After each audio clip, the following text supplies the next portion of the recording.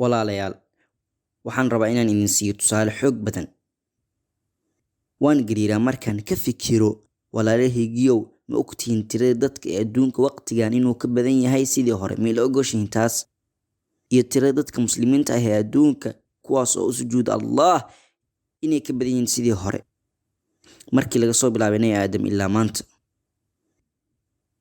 Waxaan ku ballan qaaday adiga weligaa ha ka go'in rajaynta naxariista Allah. Diinta Allah waa diin dhab ah, waa diin adag, waa sax dhibaatooyin ayaan haysta, laakiin Allah ayaa nagu caawinayo xalintooda. Waxaan haysta musiibooyin, ha niyad jabin. Waxaan haysta kala baxyo, waxaan haysta khilaaf, laakiin Ilaahay intuuna caawihayo haddii aynu dadka xasuusino waajibkana saaran midka kale oo aan wada hadalno si ixtiraam leh, oo aan awoodno inaan u jawaabno si saxan markay wax qaldamaan, marka arrimuhu socon waayaan sidaan rabnay inay u socdaan, markaas ayaa la hubaa inaan u adeegayno diinteena. Wax badan ayaa rajo laga qabaa, bal masaajidada fiiriya walaalayaal. Waxaan rabaa inaan idiin sheego inay masaajidada ay camiran yihiin. Miyaanay taasi calaamad u ahayn in Allah ku xidhannahay? Maxaa ku rajo beeliyey? Kani waa guriga Allah. Waxaan ku dhownahay inaan madaxa dhulka u dhigno Allah. Madaxayga ayaan dhulka u dejin rabaa insha Allah, alla dartiis subxaanahu wa tacaala.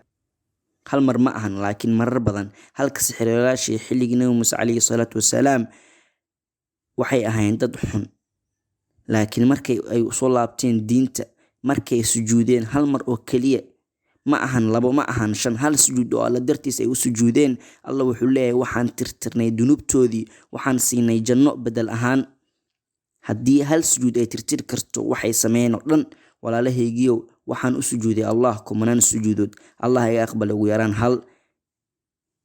Adigana sidoo kale, anagana sidoo kale. Dhoola cadday, weli waxaa jira rajo. Allah waa rabbun ghafuur. Allah waa midka noogu naxariista badan anaga. Allah waa mid dhaafid badan, waa mid raxmaan ah. Waa inaynu baran inaynu u falcelin si xun wax kasta oo nagu dhaca anaga.